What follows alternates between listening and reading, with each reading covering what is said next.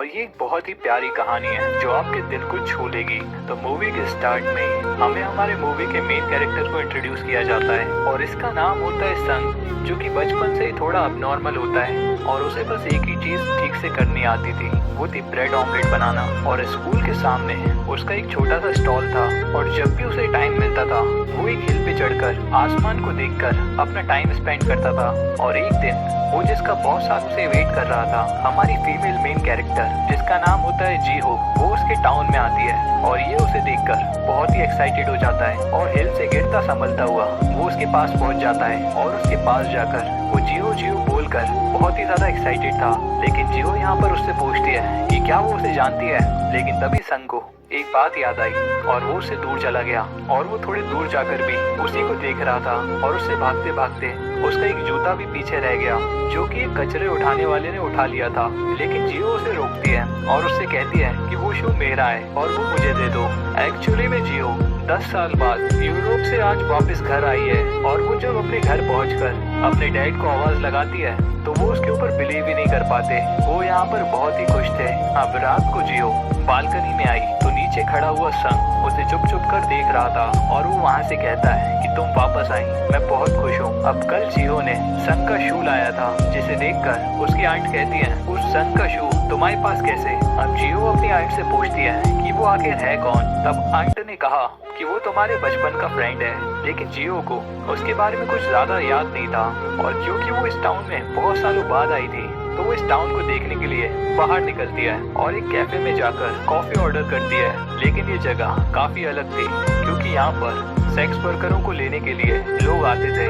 जहाँ पर जियो कॉफी ले रही थी इसलिए इस कैफे को मैनेज करने वाला सूसैंग उसके पास आता है और उससे कहता है मैं अभी कोई भी हायरिंग नहीं कर रहा। लेकिन जियो कहती है कि मैं यहाँ पर सिर्फ कॉफी पीने के लिए आई थी। तब सूसैंग उससे कहता है कि ये वैसी जगह नहीं है, यहाँ से चली जाओ। लेकिन तभी वहाँ पर जियो को अप्रोच करने के लिए वहाँ पर उनका एक क्लाइंट आया। तब सूसैंग उस पर चिल्लाता है और उससे कहता है कि ये बाकी लड़कियों की तरह नहीं है और इसके बाद जियो वहाँ से चली जाती है। और जब वो वापस घर आती है तो संग आज भी उसका वेट कर रहा था, लेकिन इस बार वो उसे पहचान चुकी है और अब वो उससे बात करना चाहती थी। लेकिन संग कहता है कि तुम मुझसे बात नहीं करना चाहती और आज वो फिर से वहाँ से भाग जाता है। और आज भी भागते भागते उसका दूसरा शू भी पीछे रह गया था, लेकिन ये शू भी जियो ने अपने पास रख लिया। लेकिन यहाँ पर संग पूरे टाउन में जियो का नाम लेते हुए खुशी से भाग रहा था और वो बहुत ही खुश था कि वो रोज उसे देख सकता है। और इसके बाद हमें उसके बचपन का फ्लैशबैक दिखाया जाता है जहाँ पर जियो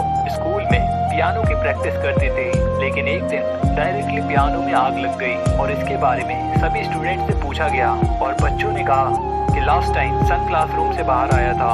और यहाँ पर सभी को लगता है कि संग ने उस पियानो को जला दिया जिसकी वजह से संग की मदर को बुलाया जाता है। लेकिन यहाँ पर संग की मॉम कहती हैं कि वो ऐसा कभी नहीं कर सकता क्योंकि वो बोल रहा है कि उसने ये किया ही नहीं है। लेकिन बाकी पेरेंट्स नहीं मानते तो संग को स्कूल से निकाल दिया जाता है और उस समय पर सिर्फ संग की मॉम ने उस पर बिलीव किया था। लेकिन प्रेजेंट टाइम में उसकी मॉम की भी डेथ हो चुकी थी और यहाँ पर आज फिर से संग हिल के ऊपर बैठा होता है और वो कहता है उसकी मदर एक स्टार बन चुकी हैं और यहाँ ऊपर चढ़कर उसे लगता है कि उसकी मदर उसके पास है, इसलिए वो हमेशा ऊपर देखता रहता है। अब वहीं उसके पास सूसैंग भी आ गया था और सूसैंग उसके बचपन का बेस्ट फ्रेंड होता है, वो हमेशा उसका ख्याल रखता है। और फिर से हमें एक फ्लैशबैक दिखाया जाता है जहाँ पर स्कूल में जो आग लगी थी वो सूसैंग की स्मोकिंग की आदत की वजह से लगी थी। अब रोज संग जब सुबह उठता है तो उसके दिमाग में बस एक चीज होती है कि उसकी सिस्टर के लिए उसे ब्रेकफास्ट बनाना है और उसकी सिस्टर का नाम होता है जीन। और क्योंकि उसकी सिस्टर पे उसकी नजर बनी रहे इसलिए वो अपना स्टॉल स्कूल के सामने ही लगाता है और हर रोज वो उसे ब्रेड ऑमलेट का ब्रेकफास्ट देता है। लेकिन उसकी सिस्टर हमेशा ही उसे इग्नोर कर देती है और आज भी जब वो स्टॉल पर था तो जियो उसके पास आई। वो वैसे उसके सामने आना नहीं चाहता था और वो वहाँ पर अपना मुंह छुपाने लगता है। लेकिन जियो कहती है कि मुझे भी तुम्हारा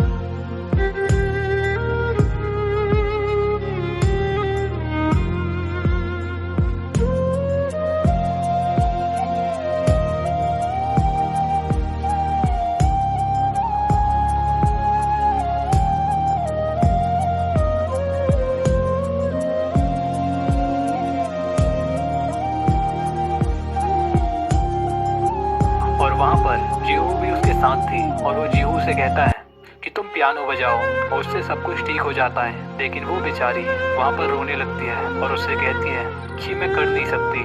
और यहाँ पर हम देखते हैं कि ह्यूंग का बॉस बहुत ही गुस्सा था, क्योंकि उसे पता है कि ह्यूंग सुसेंग से प्यार करती है, लेकिन अगर सुसेंग की डेथ होती है तो सब कुछ ठीक हो जाएगा।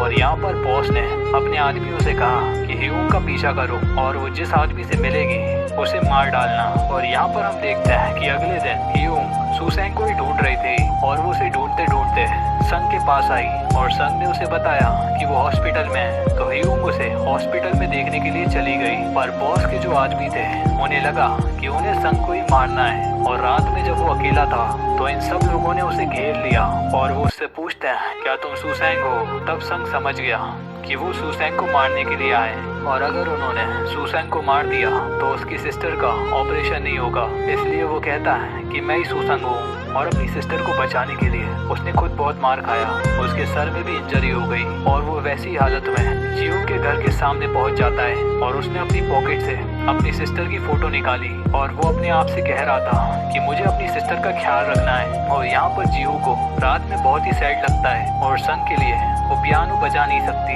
तब उसने अपने सारे फियर्स छोड़ दिए और वो ट्राई करती है। संग उसके घर के सामने आकर गिर गया था और यहाँ पर संग जीहू के घर के बाहर होता है और उसके पियानो की आवाज़ सुनकर उसे बचपन की जीहू की याद आ जाती है और ये याद कर कर उसकी पीसफुली वहीं पर डेथ हो गई। और यहाँ पर हम देखते हैं कि उसके सिस्टर की जान बच गई। और यहाँ पर जब उसे सब कुछ पता चला तो वो बहुत रोती है और वो संग के रूम में आकर उसे याद कर रही थी। और वो देखती है कि संग ने सीलिंग पर लिख कर रखा था कि उठकर उसे जल्दी से अपनी सिस्टर के लिए ब्रेकफास्ट बनाना है। और वो यहाँ पर उसे याद कर कर बहुत रोई। और संग हमेशा से चाहता था कि उसकी सिस्टर हमेशा खुश रहे। और थोड़ा टाइम बीता और अब उसकी सिस्टर भी उसे याद कर कर खुश रहना सीख चुकी थी। और संग के स्टॉल पर हम सुसेंग को काम करता हुआ देख सकते हैं, क्योंकि संग से उसने प्रॉमिस किया था कि वो उसकी सिस्टर का हमेशा ख्याल रखेगा। तो यही प्रॉमिस वो कंप्लीट कर रहा है। और मूवी के लास्ट में हम जीहू को एक बार फिर से यूरोप में देखते हैं और वो कहती है कि संग चाहता था कि मैं पियानो बजाऊं, जिसके बाद से उसने प्रोफेशनली पियानो बजाना कंटिन्यू किया है और प्रोफेशनली पियानो बजाने लगी। और यहाँ पर वो आसमान में देखकर पूछ रही होती है क्या तुम ये सुन सकते हो। और संग की वजह से उसने फिर से अपनी लाइफ कंटिन्यू की। और यहाँ पर संग भले ही एबनॉर्मल था लेकिन वो सभी से प्यार करता था। उसने अपने सिंपल से जीने के तरीके से अपने प्यार की वजह से उसने बहुत सारे लोगों की लाइफ में इम्पैक्ट किया है। और इसी के साथ होता है इस कहानी का एंड। तो मैं मिलता हूँ आपसे एक और नई कहानी के साथ।